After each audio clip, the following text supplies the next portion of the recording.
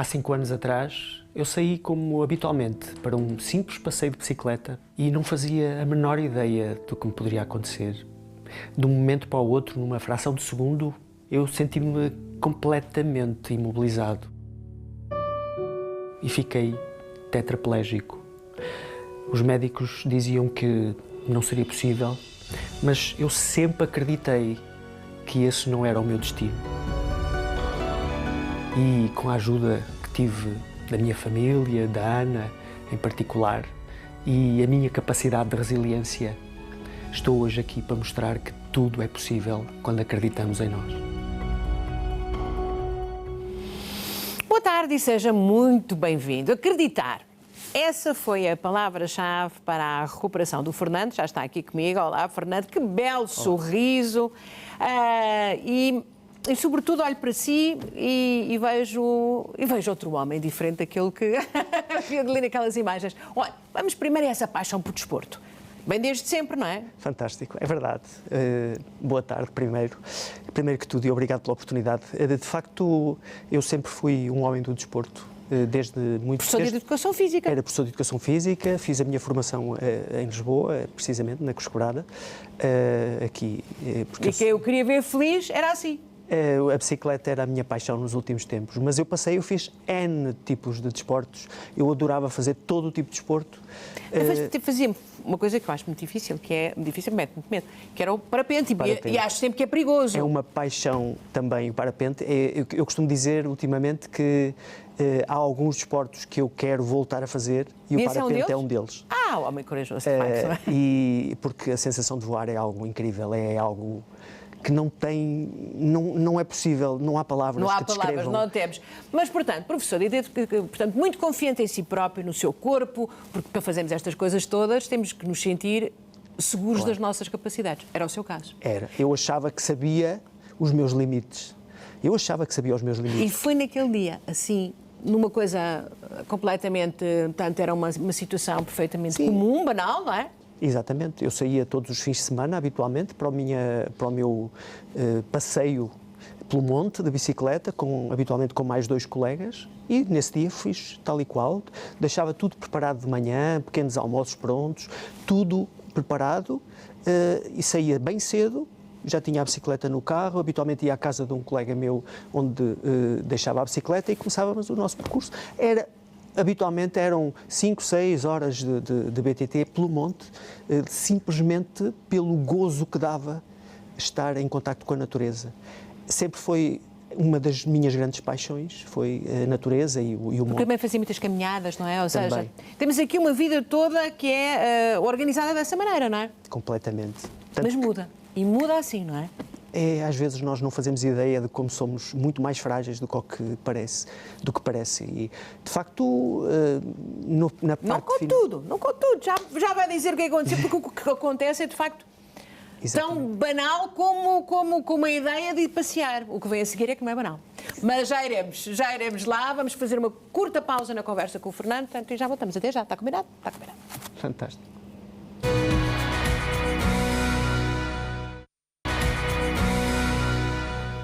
Boa tarde e seja bem-vindo de volta. Juntou-se agora à nossa conversa com o Fernando a Ana, que é a mulher do Fernando. Muito obrigada também por estar aqui.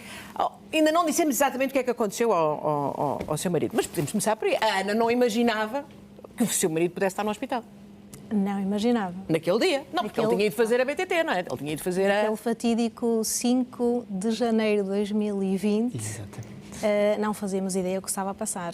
Mas a Ana estava a estranhar ele não ter aparecido ainda, é? E começámos, sim, exatamente. Começou a haver um atraso que já era fora do habitual. Habitualmente, quando eles atrasavam, ele costumava sempre, por mensagem, avisar: hoje vamos atrasar um pouco mais, mas está tudo bem. Só que não aguentei o almoço. Um bocadinho isso. Era hora nós íamos almoçando, eles às vezes chegavam mesmo ao final da tarde já. Saíam de madrugada e chegavam ao final da tarde. Eram muitos quilómetros que eles faziam mesmo. Sim. Isso então era uma jornada imensa. Sim. Bom, então e o que é que aconteceu? Está então a desfrutar o seu momento com a sua bicicleta, com os seus amigos. E aconteceu alguma coisa?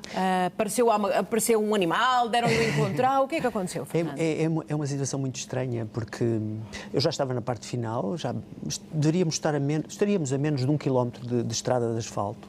Eu ia já perfeitamente descontraído, porque a zona não tinha dificuldade nenhuma, aparentemente não tinha problema nenhum. Era ligeiramente inclinado, ligeiramente a descer, portanto nem sequer ia preocupado em pedalar, não é? Nesse momento eu ia até atrás dos meus colegas, íamos, por acaso nesse dia éramos 4, mas um já tinha saído, já tinha ido mais cedo, e os outros 2 colegas iam à minha frente, e o que aconteceu foi algo que eu acho completamente inacreditável, por não ter explicação, porque de um momento para o outro eu não me apercebi o que é que aconteceu, simplesmente eu fui projetado da bicicleta. A única explicação possível que eu vejo, e mesmo essa não é fácil, porque os meus colegas já voltaram àquele local depois, intrigados, a explicação é: um pau terá entrado na roda da frente, o que justifica o bloqueio imediato da roda e a projeção, e o que explica o único problema que a bicicleta tinha, que era um raio partido na roda da frente. É a única explicação. Mas é como lhe digo, meus colegas já voltaram ao local, andaram na zona, não encontram pau nenhum. Essa simples projeção, que podia ser simples, não é. O Fernando, quando cai no chão, percebe imediatamente que tem uma lesão gravíssima ou não? Não foi no imediato, porque cair de bicicleta toda a gente cai, não é? E eu não vou negar, eu já teria caído muito mais vezes, não é?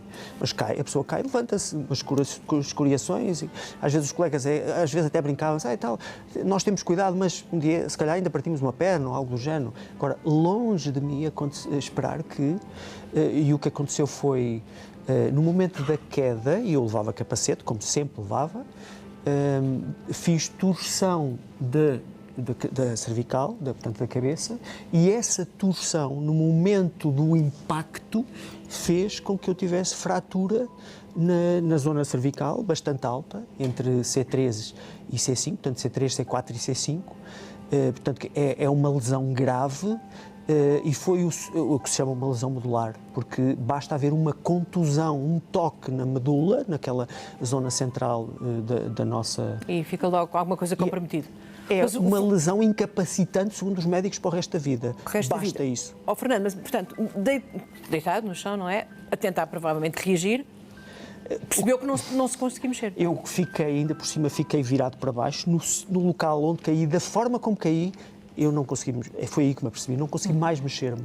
Eu fiquei com a boca virada para baixo e houve ali uns minutos que eu digo que foram intermináveis, mas se calhar terão sido 2, 3 minutos, até os meus colegas se perceberem que algo se teria passado, pensaram que teve um furo ou algo do género e voltaram para trás, e quando me encontraram-me naquela posição, eu virado para baixo, completamente, penso que dobrado, sobre mim mesmo, mas eu não conseguia. E isso eu percebi-me logo que não conseguia mexer absolutamente nada. É um desespero.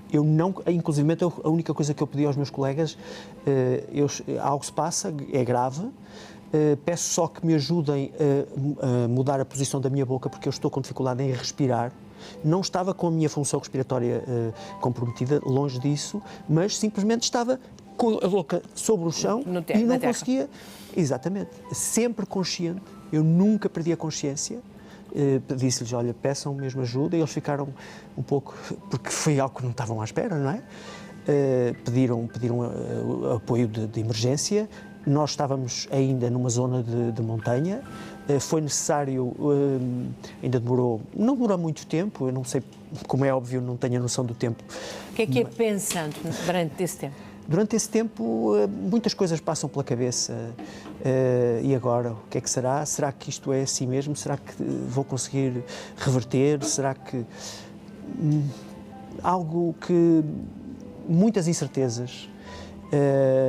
Porque pela primeira vez na vida, eu senti-me completamente sem controle sobre mim mesmo. E é uma sensação que horrível, não é? Eu digo, horrível. Não é descritível a pessoa pensar, e eu não consigo mexer nada, e o que é de mim? Ainda por cima, uma pessoa extremamente ativa como eu era, não é? A Ana sabe, não é? Vai para o hospital e o que é que encontra? Primeiro encontro, quem estava a acompanhá-lo lá no passeio, completamente ainda impactados.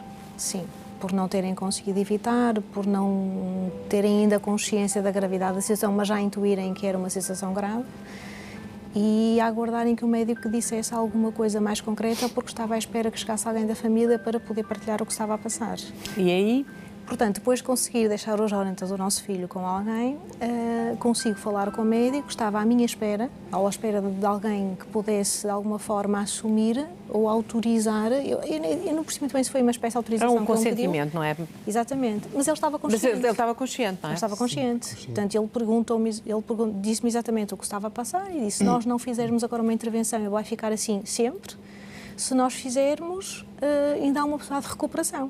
Eu só perguntei, ele está acordado? Sim. Já falou com ele? Sim. Ele percebe o que está a passar? Sim. Então não perca mais tempo comigo. Se ele concordou, não sou eu que vou discordar, não é? Portanto, faça o seu trabalho, não perca mais tempo comigo. Mas, entretanto, nesse quadro que havia uma palavra que é possível uma recuperação, mas ficou provavelmente implícito que era muito difícil. Eu acho que ele não disse que é possível uma recuperação. Se não fizermos agora a cirurgia, ele vai ficar assim sempre. Se fizermos agora a cirurgia, ainda é possível fazer alguma coisa. Talvez tenha usado a palavra recuperação, ainda que o prognóstico médico tenha sido sempre muito reservado. Ana, eu não ia lhe perguntar como é que é isto, de repente a realidade...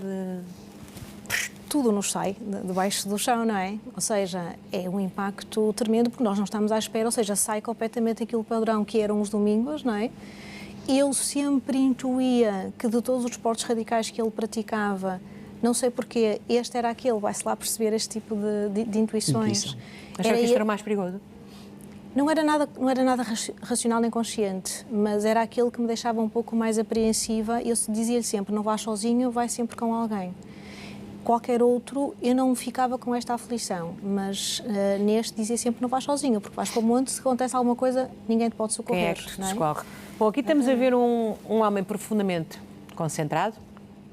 Aqui já lhe tinham dito que não havia nada, não vai nunca mais a andar, não vai mexer-se, não vai sentir o seu corpo. Agora é outra coisa. É assim, houve algo que aconteceu que a Ana teve também um papel incrível aí, foi evitar que esse tipo de informação nos chegasse.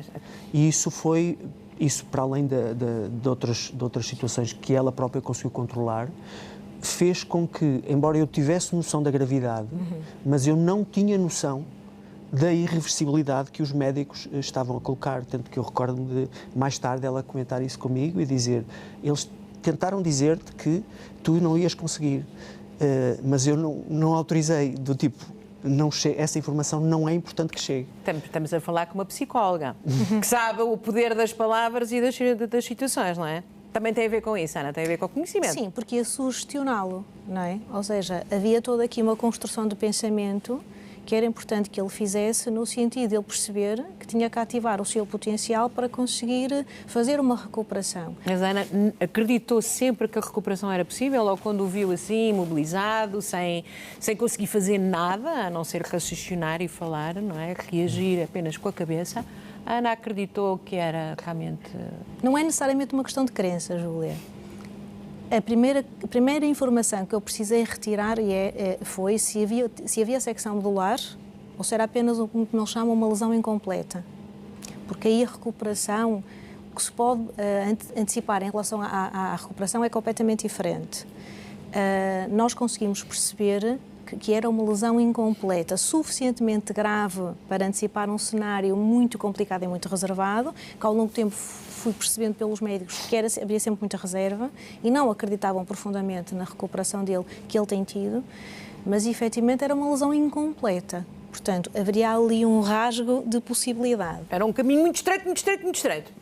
E tivemos aqui a ajuda de duas pessoas a quem eu recorri, independentemente daquilo que sejam as nossas convicções, mas que não são religiosas, mas que de alguma forma nós temos toda uma componente espiritual que transcende aquilo que é também, aquilo que a mente humana consegue perceber logo no imediato. E eu recorri a duas pessoas que não se conhecem entre elas, e que, do ponto de vista espiritual, tem aqui um alcance em termos de resgate de algumas informações. E me conseguiram logo dizer, nós estamos a receber informação que são lesões incompletas, elas não sabiam disso, e que há possibilidade de recuperação.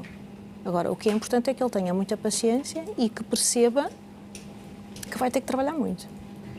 E eu não preciso saber mais nada. Eu não preciso saber mais nada. Uma lesão incompleta, há potencial de recuperação.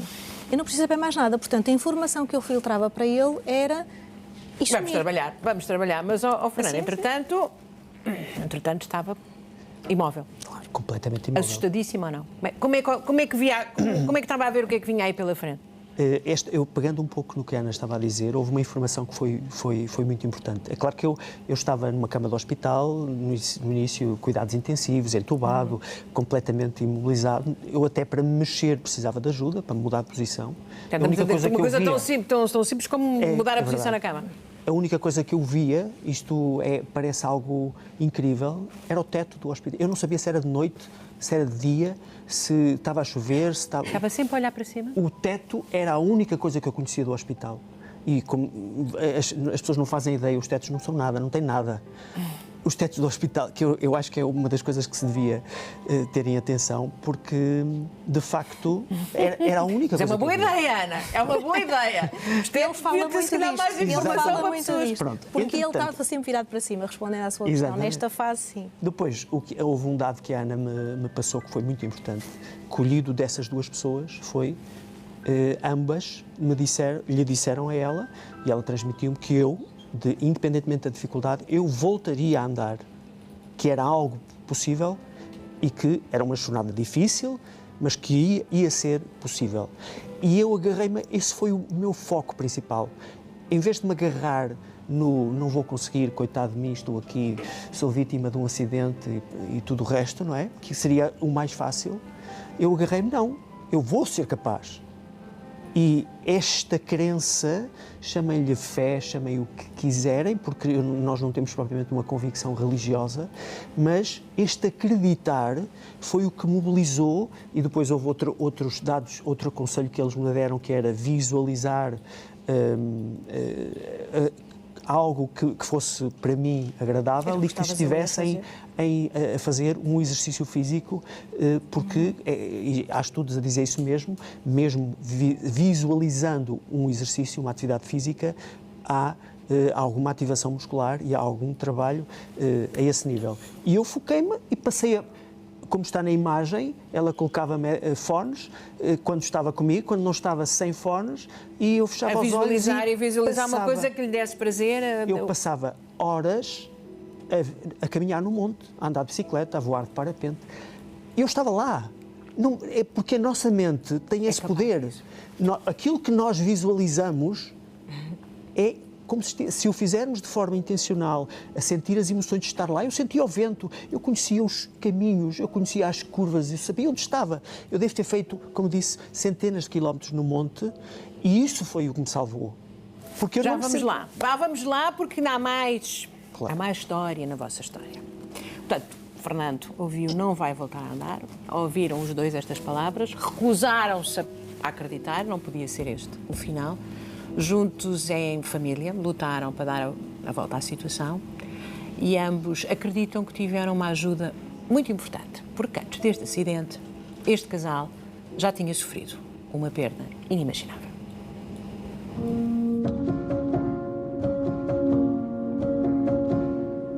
Nós já tínhamos vontade de ser pais, pouco tempo depois até de nos termos casado.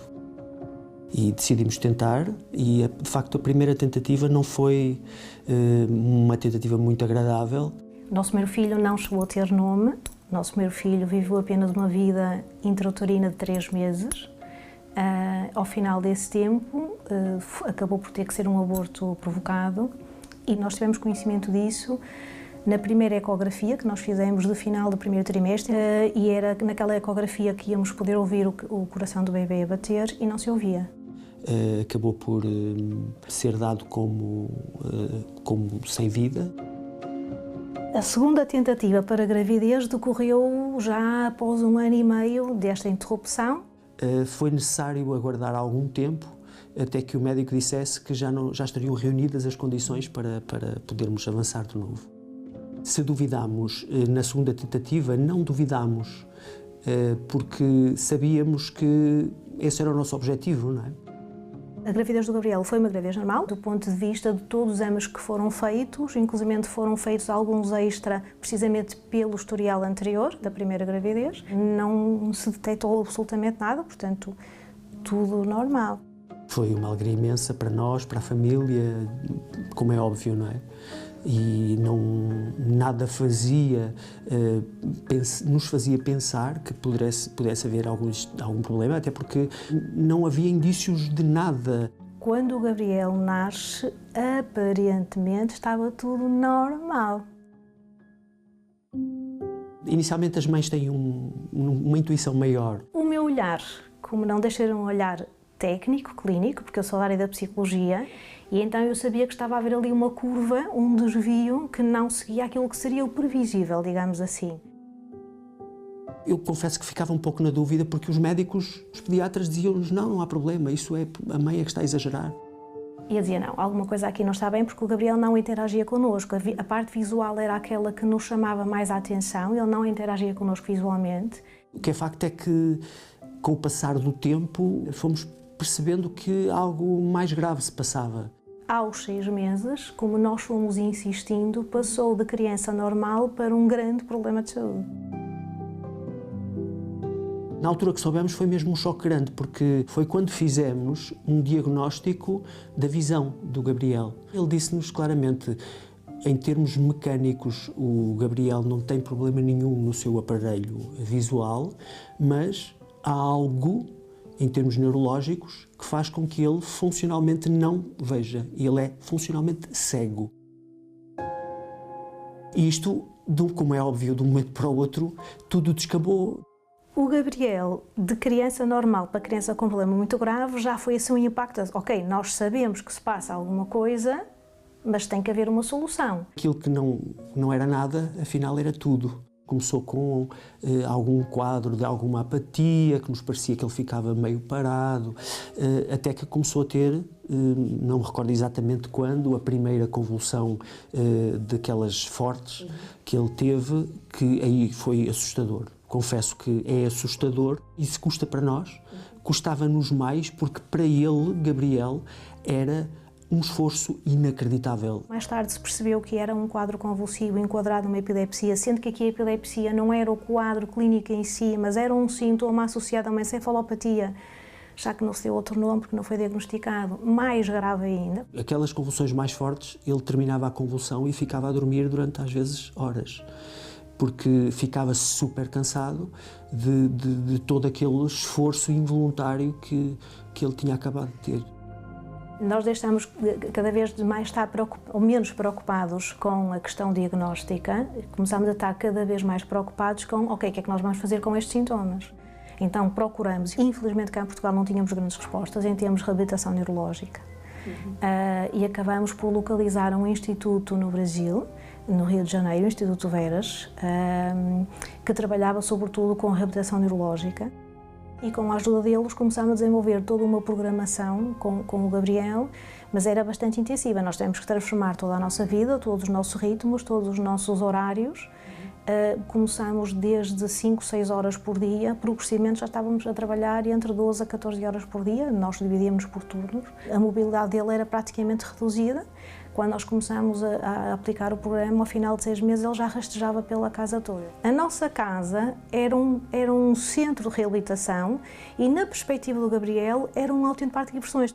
O Gabriel foi para nós um grande mestre. Investimos o nosso tempo, o nosso investimento também financeiro, todo o tipo de investimento foi dedicado àquilo que realmente importava para nós. Se foi fácil, não foi fácil. E felizmente ele foi progredindo, só que, claro que a nossa vida se transformou, porque nós estávamos a viver para ajudar o nosso filho a curar-se. Obviamente que isto, nós como pessoas, nos transformamos, nós com isto aprendemos a perceber o que realmente importa. O dia 24 de dezembro de 2009 foi um dos dias mais marcantes para mim. Nós estávamos a fazer um dia perfeitamente normal, porque para nós não havia Natal, nem feriados, nem fins de semana. Todos os dias eram dias de estar com o Gabriel. Mas de repente algo começou a correr diferente do habitual. Entrei em paragem cardiorrespiratória e eu faço os primeiros procedimentos. Eu não sou socorrista, mas tenho esses conhecimentos. Então fiz os primeiros socorros enquanto o Fernando chamava a ambulância. E aquele momento que eu nunca esqueço de andar a correr atrás da ambulância. Ouvíamos a ambulância a circundar a nossa zona e não davam com a nossa casa, e o Fernando, muito aflito, rua acima, rua abaixo, a tentar ver se ele os via. Eu devo ter corrido quilómetros, ouvia a ambulância a tocar numa rua, corria para a outra, corria desesperado, a pensar, mas porquê que isto está a acontecer? O meu filho está a precisar de ajuda. E foi muito complicado gerir com o resto a seguir, porque quando nós começamos a perceber que os acontecimentos não dependem de nós, tudo muda o sentido. Uma altura eu cheguei a dizer, vamos deixar que seja o Gabriel a decidir o que é melhor para ele. Ou seja, nós estávamos a fazer a nossa parte, mas nós tivemos que entregar. A dada altura, aquilo foi um despejo, não estávamos à espera, mas já estava a transcender aquilo que nós podíamos fazer. Nós já não conseguíamos fazer muito mais. Naquele dia é quase como deixarmos de ter chão debaixo dos pés. De repente, e agora? Conseguiram reanimar o Gabriel, que ficou nos cuidados intensivos durante algum tempo. Nós estivemos sempre com ele. De 25 para 26, na madrugada, chamam-nos, venham, porque não vai aguentar muito mais. Eles estavam a tentar prolongar por nós. Uma altura eu disse, se ele está em sofrimento, não vale a pena estarem a prolongar por muito mais tempo. E foi a nossa mensagem ao próprio Gabriel. Vai, se tiveres que ir, vai, nós vamos ficar bem. Se achares que chega para ti, se a tua missão acabou, vai. Comecei a perceber que, de facto, o Gabriel é o nosso anjo. Neste momento, eu não tenho dúvida, eu não tenho dúvidas, ele é um dos meus guias. Eu sinto isso, eu sinto a presença dele. E não tenho a menor dúvida de que ele foi o que foi na altura, e nós pensávamos, de facto, que estávamos a ajudá-lo, mas neste momento é ele que nos está a ajudar todos os dias. Depois de tudo o que me aconteceu, na sequência do acidente, de facto eu percebi que tinha mesmo que seguir aquilo que o Gabriel, o legado que ele nos trouxe. E ele foi para mim uma inspiração enorme, porque ele lutou até ao fim, sempre.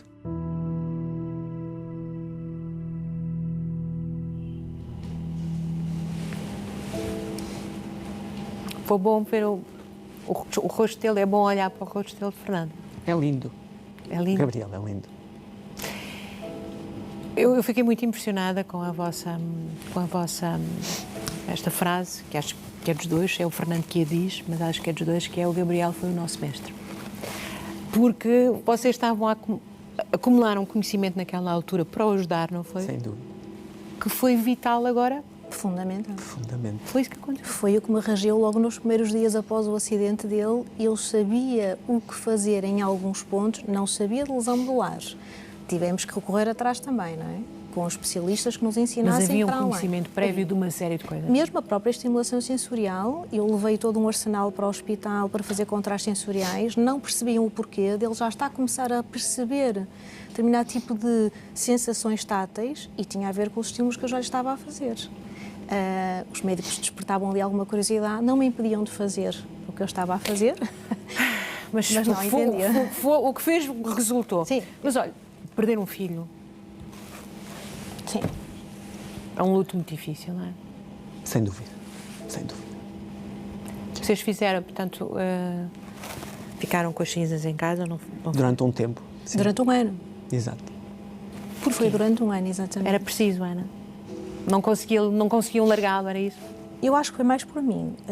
A nossa intenção era largar as cinzas o quanto antes, porque sabíamos, não só em termos de gestão do luto, mas do ponto de vista energético era importante que isso acontecesse, um desbloquear.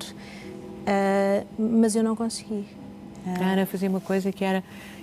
Havia um ritual. Havia um ritual, não é? Ia conversar com ele. Apesar de racionalmente eu saber que eu estava a prolongar uma fase de luto que não deveria ser prolongada, e eu sabia o que é que eu estava a fazer, mas não interessava nada, eu estava a fazer.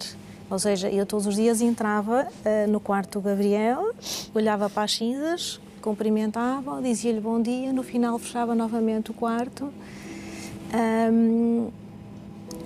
E chegou uma altura em que... Sim. Até ao dia seguinte. Sim. Entretanto, aquilo que era o centro do vosso esforço, do vosso propósito, partiu. De repente. Como é que se fica com esse vazio? É como eu dizia, é mesmo perder o chão, literalmente. Porque ele preenchia todo o nosso dia, não é? Não era uma criança dita normal em que se deixa na escola e vai-se buscar, não. Nós estávamos com ele 24 horas por dia. Muito para lá de intenso. intenso, não Era é? um programa muito intenso. No último semestre chegava a ter entre 10 a 14 horas. Agora, Sempre, ou um ou outro, ou um ou outro. turnos. E Vocês tínhamos uma tiveram terceira que pessoa. ajustar a vossa vida toda profissional, não é? Sim, e tínhamos uma terceira pessoa, ou seja, nós tínhamos horários desencontrados e quando os dois estávamos em comum a trabalhar no mesmo horário, tínhamos uma terceira pessoa contratada que prosseguia com o programa. Portanto, Depois desta perda sobreveio o quê? Um profundo desapontamento, uma profunda infelicidade. Estes anos posteriores à morte do Gabriel estão lá na vossa memória ou é assim uma coisa... eu penso que logo no imediato o que nos fez sentido, logo a curto prazo, foi buscar logo, e foi logo o primeiro propósito que nós tivemos muito consciente, porque fez sentido para os dois, que fomos procurar novamente o Instituto Veras, que vinham a Portugal de 6 em 6 meses, e dissemos, de alguma forma, nós queremos continuar ligados a vocês.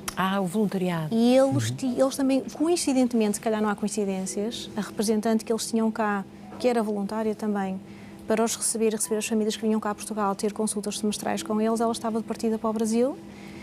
E eles disseram, então, não há melhor família para poder assegurar esse papel que vocês aceitarem. Nós, claro que sim, faz todo sentido. Portanto, entraram no voluntariado Durante 7, 8 anos, para nós fez todo o sentido, tanto que os pais pensavam que nós fazíamos parte da equipa técnica e eu assistia às consultas e quando saímos, eu quando deixei de assistir, por exemplo, perguntavam, Ana, porquê é que deixaste de assistir? Porquê é que deixaste de acompanhar o meu filho? Mas eu era só voluntária, foi um tempo que para nós foi importante.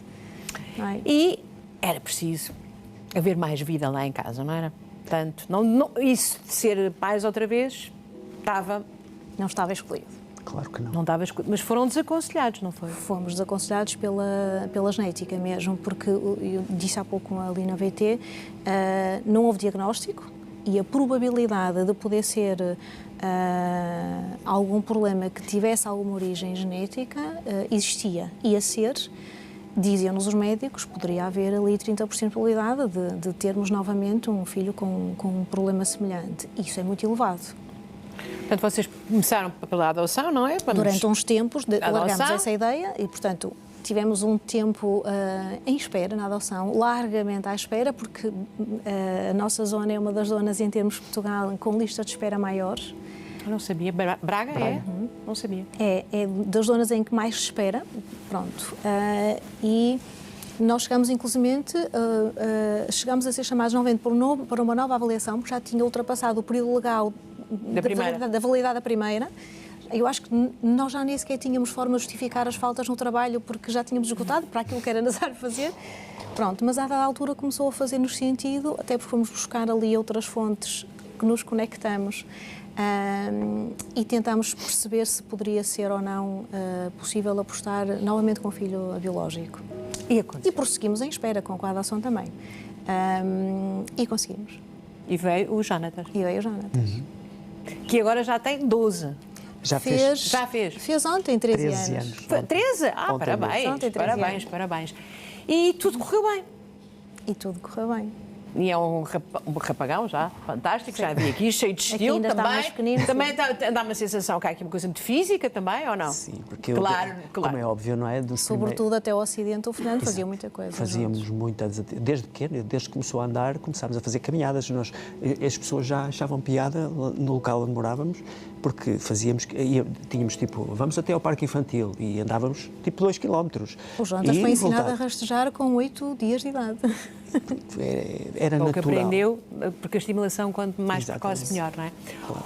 E poderíamos dizer, não vai acontecer mais nada, porque já chega. O destino já nos deu aqui uma série de tropeções. É verdade. Mas não, faltava este. Exatamente. E vocês estão perfeitamente convencidos de que o Gabriel veio a este mundo para ter o papel que teve, para vocês estarem preparados para agora conseguirem recuperar. Não sei, digo eu. Eu acho, para nós faz sentido. Faz sentido. Eu comecei a tomar consciência disso mais recentemente. Porque, inicialmente, em todo este processo de recuperação, é muito exigente, muito centrado em mim, tenho que me conectar com aquilo que preciso de fazer e não é fácil, não é? Como é óbvio, parece fácil agora já fazer o que faço, mas não é fácil. Mas, com o passar do tempo e à medida que fui aprofundando determinados temas ligados também com a espiritualidade e com outras áreas em que posteriormente fiz formação, comecei a perceber que, de facto, ele não veio por acaso. E isto fez-nos sentido e deu-nos também sentido àquela parte da nossa vida que tinha ficado. E então, por que é que veio o Gabriel? Veio, e ele trabalhou tanto, nós trabalhamos tanto, e era no momento em que estava tudo a acontecer estava aquele ali parto. latente, e nós tínhamos claro. essa noção. Eu penso que foi algo mais abrangente, não só por causa do que viria a acontecer com o Fernando, mas foi transformador a vários níveis. Eu penso que eu sinto isso e o Fernando também. Por exemplo, a nível profissional, eu não trabalhei mais da mesma forma. Claro, naturalmente. A nível pessoal, eu não pensei nem senti mais da mesma forma. Eu costumo dizer que todos os dias nós tentamos honrar a mensagem que o Gabriel nos deixou, na forma como nós procuramos ajudar os outros e compreender os outros e perceber as situações e ajudar a superar as situações. Isso cada vez mais nos fez sentido. Foi aí que nós colocamos mais o nosso foco do que propriamente na lamentação por aquilo que nós passamos. Claro que nós somos humanos, claro que nos custou, claro que tivemos que fazer o nosso luto. E foram dias muito complicados, foram os tempos... Tem muita lucidez, muita inteligência emocional, nem toda uma pessoa desorienta-se. Vocês já falaram várias vezes na vossa conexão espiritual. Exatamente o que é que estamos a falar? Eu também já estou curiosa. Que força é essa? Como é que vocês... descodifiquem um bocadinho, se faz favor. É como se nós sentirmos que temos também. um propósito, de alguma forma. É aquilo que eu entendo. Não faz sentido estarmos cá por nada, só porque, por acaso, as coisas acontecem. Não faz sentido. E isto não tem nada a ver com religião. É mesmo sentir, de certa forma, tem que haver um propósito. Eu tenho que estar... Aquilo que se passa comigo e que se tem vindo a passar, os desafios que tenho passado, tem que ter um sentido. E de certa forma, é quase repetindo, faz sentido acreditar nisso, que dá-me... Se eu sentir que isto é o meu propósito, dá-me lento. Vou mais longe, dá-lhe lento, claro. E esta noção do Gabriel foi muito importante aí, porque como eu disse na reportagem, eu sinto a presença dele e não sinto aquela cara que a Júlia diz e que é lindíssima. Para mim, neste momento, eu não tenho capacidade de visão, como há pessoas que têm, em termos mediúnicos, mas eu sinto a presença dele e não é aquela cara. Não é um rapazinho triste. Não é um rapazinho. Olha, as suas metas, imagino eu, que foram muito sensatas, umas atrás das outras. Portanto, o Fernando diz que as pequeninas coisas, quando aconteciam, eram extraordinárias, não é? Que era, a primeira foi virar-se na cama, não é? Essa foi uma luta terrível, porque imaginei o que é. Eu notava isso principalmente durante a noite, porque os médicos diziam: o Fernando precisa de algo para dormir, porque tem dificuldade em dormir. Eu durmo bem, mas preciso que me mudem de posição, pelo menos de 3 em 3 horas, o que para mim já era muito. Mas houve outra antes, chegar com a mão esquerda, que é o lado que está mais funcional, ao nariz, para não precisar de ninguém para coçar o nariz. E pronto, e cada uma destas pequenas conquistas... falou de rodar, que eu consegui ainda no CRN, foi com a ajuda de um enfermeiro que tinha formação na área e também era desportista, e ele deu-me uma estratégia que eu achei fantástico. A partir de agora, eu próprio dizia, não quero que me ponham mais almofadas entre as pernas, que é o que fazem para a pessoa se manter naquela posição e para não ter outro tipo de problemas, não é? E não quero mais almofadas, eu quero mexer-me. Eu já consigo... que se me colocarem virado de cabeça para cima, eu consigo rodar para um lado ou consigo rodar para o outro. E isso foi extraordinário. Foi uma conquista. Depois de lavar a cara, não era? Lavar a cara, sentir a água, não é? As pessoas não têm a noção do que é de manhã, acordar e querer lavar a cara. Eu não tinha... a minha recuperação não foi uniforme das duas mãos. A minha mão esquerda foi evoluindo mais rapidamente, mas a direita não acompanhava. Eu, inicialmente, conseguia pôr com a mão esquerda, mas quando consegui juntar as duas mãos e fazer concha e conseguir trazer água à cara, não é descritível. É uma sensação incrível Isto pode parecer uma coisa ínfima. Não. Então, para alguém que nunca mais ia mexer, que olhava para o teto, não olharia mais para mais sítio nenhum que para o teto. Ou, por exemplo, quando comecei a poder sentir a água do chuveiro em cima, que inicialmente eu tinha que tomar banho com ajuda ou numa cadeira. E sentir, não é? Porque houve uma fase em que não sentia nada. É mesmo. Portanto, esse lado sensorial vir lentamente... Sim. Ou o que sentia era desorganizado. Sim. Era, por exemplo, nós colocámos algo fresco, ele sentia a queimar, por exemplo. Era algo completamente desorganizado. O que nós fazíamos com a estimulação era começar a reorganizar todas as informações que chegavam ao cérebro e que estavam... Teve dias de desalento, teve dias em que se zangou, em que se revoltou, em que teve mau feitio, ou de uma maneira geral portou-se bem? Eu não vou dizer que não é fácil e não temos... Somos humanos, todos passamos por bons e maus momentos e os maus momentos estiveram lá e nesses momentos eu sei e posso repeti-lo mais vezes, a Ana estava lá. E principalmente no hospital, que foi uma fase crítica, onde eu estava realmente incapaz de fazer o que quer que fosse. Estavas mais dependente, sim. Completamente dependente. E eu sentia a segurança, ela estava lá horas, o mais que podia. Ana, de resto, suspendeu a sua atividade profissional. Sim, tive quase 2 anos sem trabalhar. Ou melhor, trabalhou aqui muito. Sim, exatamente. Eu desloquei uma profissão para outra, não é? Passei a ser fisioterapeuta / cuidadora, não é?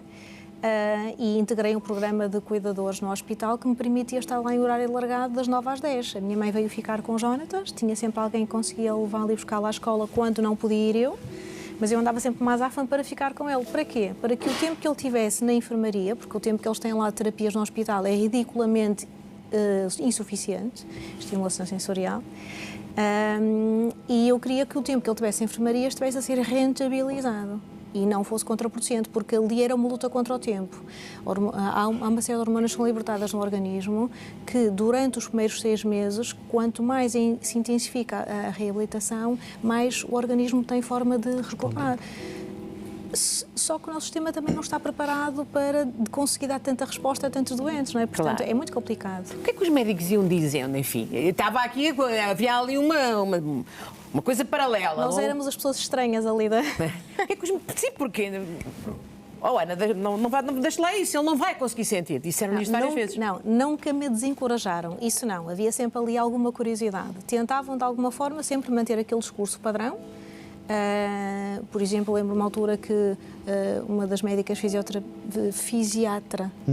por causa da bexiga, ele tinha acabado de sair para o ginásio, eu estava lá à espera dele na enfermaria, ela vinha entrar para lhe dar a notícia que um dos exames que ele tinha feito à bexiga, tinham visto que era neurogénia, ou seja, não ia mais conseguir funcionar por si própria. Então vinha-nos explicar as várias hipóteses, ou cateterismos intermitentes, mas como é uma tetraplegia, ele não tinha mãos para conseguir fazer isto, ou então fazer o outro termo técnico, eu não sei, fazer uns furinhos ali direto, então ali a drenar constantemente.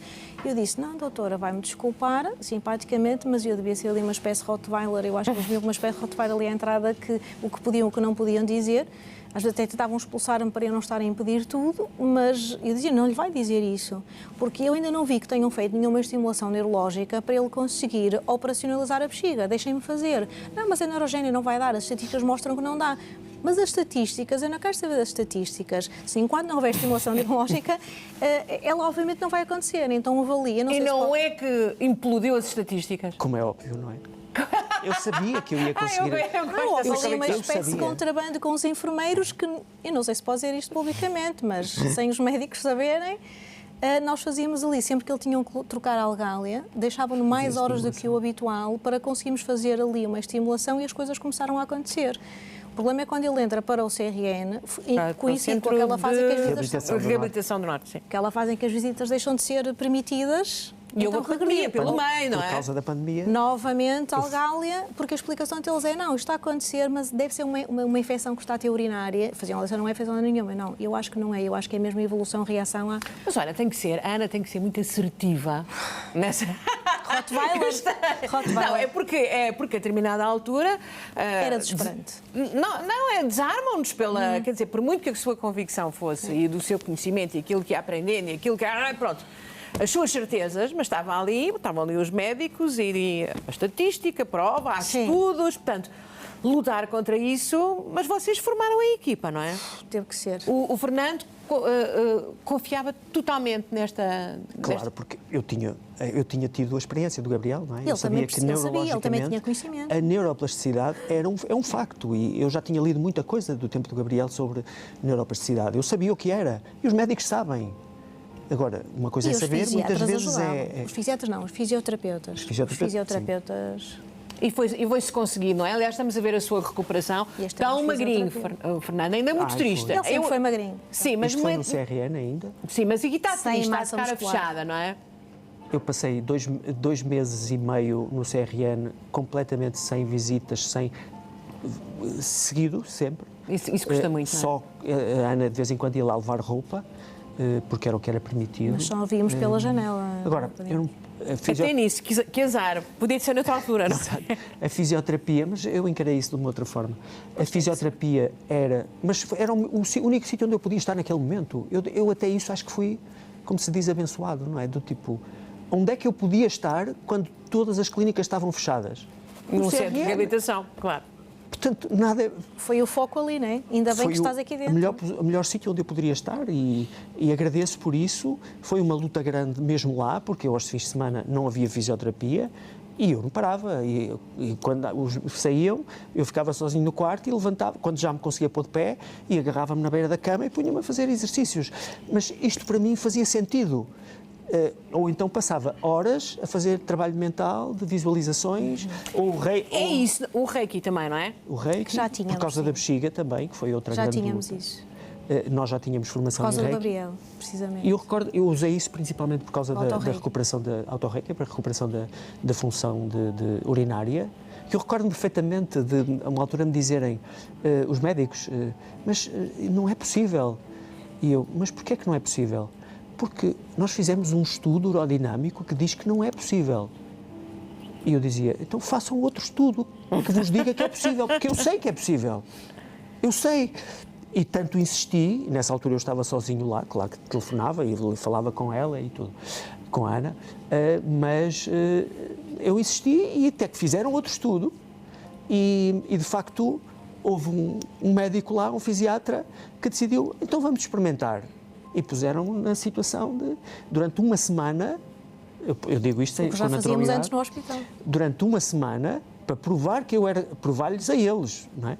Que a sua bexiga era sua. Exato. Todas as vezes que eu precisava de ir urinar, tinham que me avaliar com um ecógrafo o volume que tinha antes, depois ia fazer, no final avaliavam para saber se eu tinha conseguido retirar tudo, noite e dia.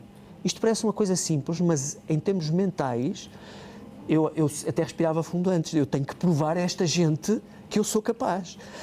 Foi uma prova, mais uma prova. Sim, mas era uma segurança. Eles precisavam confirmar que não ficavam vazios. Até para a saúde dele, não é? Isto, do ponto de vista clínico, tinha que acontecer. Sim, porque diziam essa confirmação e verificação. Eles ameaçavam. Porque imagine, se não consegue... Isto pode a abordagem é outra, não é? A abordagem é outra. Pode, inclusivamente, destruir os seus rins. Porque se a urina não houver esvaziamento completo, há esse risco. Agora, não consigo explicar como... Mas a bexiga, ela submeteu-se. Mas eu sabia que ia conseguir. Olha, e depois volta-se para casa. E há um filho no meio disto tudo. Como é que ele...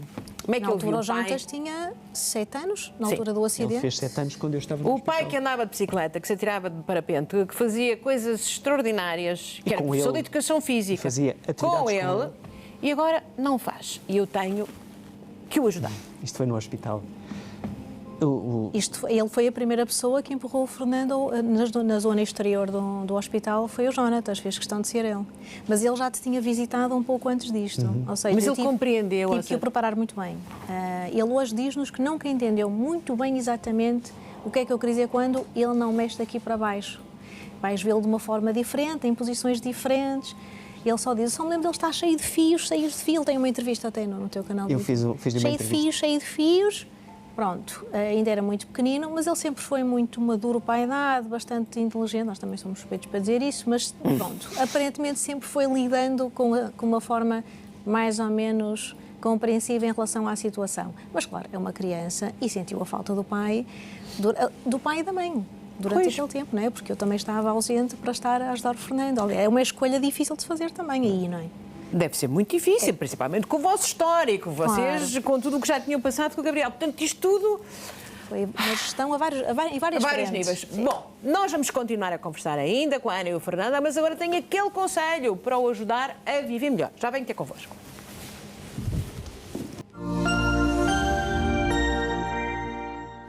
Cá estou eu outra vez. Portanto, depois de uma perda tão grande como a do Gabriel e depois de ter o Fernando ficado quase dependente de terceiros, como é que se vive esta segunda vida? O que é hoje a vida? Contem-me lá. Quem começa? Fernando? Porque mudou tudo, não é? Agora há um canal de YouTube, não é? Entretanto, eu fui também um pouco, digamos assim, empurrado e desafiado no sentido por pessoas que viram, e principalmente fisioterapeutas, que viam de facto que estava a haver evolução e também para motivar as pessoas que, independentemente do problema que tenham, que há sempre uma possibilidade e que o primeiro passo é acreditarmos nela. Se não acreditarmos... É um recurso interior, o que o Fernando estava tentado aqui a dizer é um recurso interior. Sem dúvida. E ir buscá-lo, não é? Sem dúvida. Não é fácil fazer isso, porque nós temos crenças limitadoras e temos situações que não conseguimos controlar, estão no nosso subconsciente, mas ultrapassando isso tudo é possível. Eu não me considero nenhum extraterrestre, não considero que tenha feito algo sobrenatural ou mágico. Não é milagre, como vocês me estavam a dizer, não é um milagre. Aliás, vocês inclusive foram contactados por pessoas depois de verem as entrevistas e os conteúdos que põem no canal do Fernando, não é? Sim. Que achavam que vocês podiam ir lá à casa e fazer milagre. E fazer o milagre. Exato. Sim, e é importante nós também não deixar passar essa ideia. Diga, Ana, diga que já não temos assim tanto tempo. Sim, diga. O canal do Fernando é importante para passar às pessoas que nem sempre os prognósticos pessimistas têm que ser entendidos como lei universal. É possível enfrentá-los, é possível superar e contornar esses prognósticos, mas também é preciso entender que nós, tendo esse potencial de recuperação, todos nós temos o potencial de autocura, seja em que área for, mas é preciso assumir a nossa parte de responsabilidade e de trabalho, que passa muito, lá está, pela superação de crenças limitadoras, por toda uma gestão emocional que nós muitas vezes temos e que nos dificulta nos vermos como nós somos, efetivamente. Todo o nosso potencial, toda a nossa possibilidade de superação. Porque os nossos pensamentos muitas vezes nos limitam.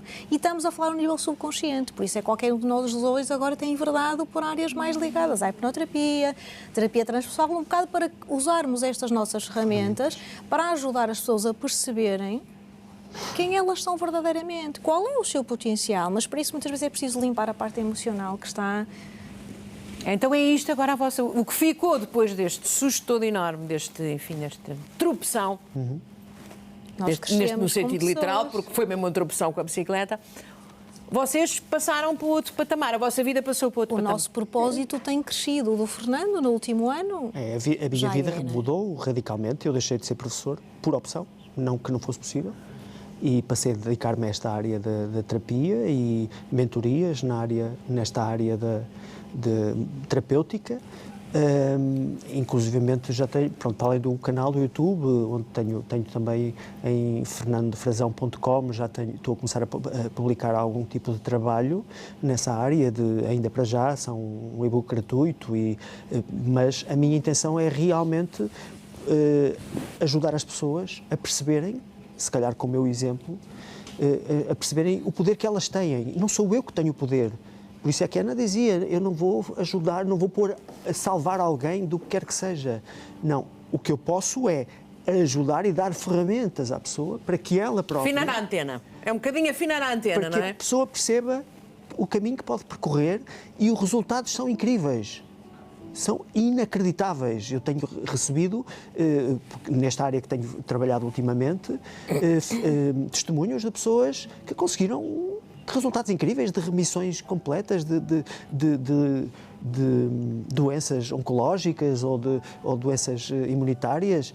Eu não estou a dizer que pode parecer algo inacreditável, e é, neste momento para mim já não é, porque eu já percebi que esse poder todos nós temos. A autocura. Ana, o que é a autocura? Vá lá, temos poucos minutos. Vá, o que é a autocura? É isto? É a capacidade de ir cá dentro e dizer eu vou ser capaz de acreditar nisso de uma forma absoluta e total? É isso? Ou é mais do que isso? A pessoa basicamente tem que se equilibrar do ponto de vista emocional. Lá está. Tem que limpar todas as suas crenças limitadoras e tem que desenvolver uma série de hábitos de vida que lhe vão permitir entrar em sintonia com aquilo que é o seu verdadeiro potencial. Todas as estratégias de visualização, todas as estratégias de meditação, todo o tipo de trabalho interior que nós podemos fazer para nos conectarmos com a nossa verdadeira essência. Nós vivemos a nossa vida completamente engatilhados naquilo que são os nossos traumas lá para trás. E o trauma não é necessariamente algo que nos aconteceu de muito grave. E quase sempre remetem para a infância.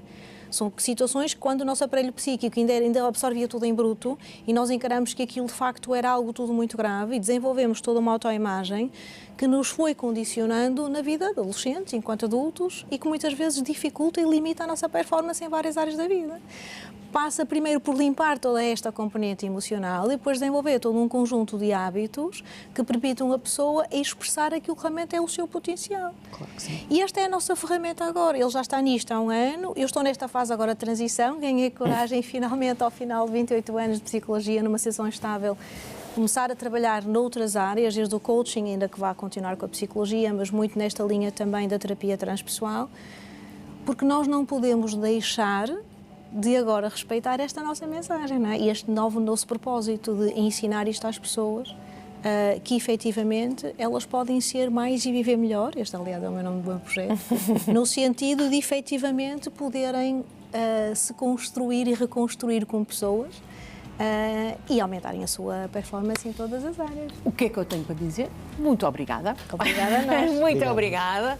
Beijinhos ao Jonatas e que corra tudo muito bem. Obrigada. E muito obrigada. É uma história de facto. Fantástico. Obrigado. Lapidar. Muito obrigada. Bom, aqui fica as despedidas amanhã, à mesma hora. Boa tarde, até lá.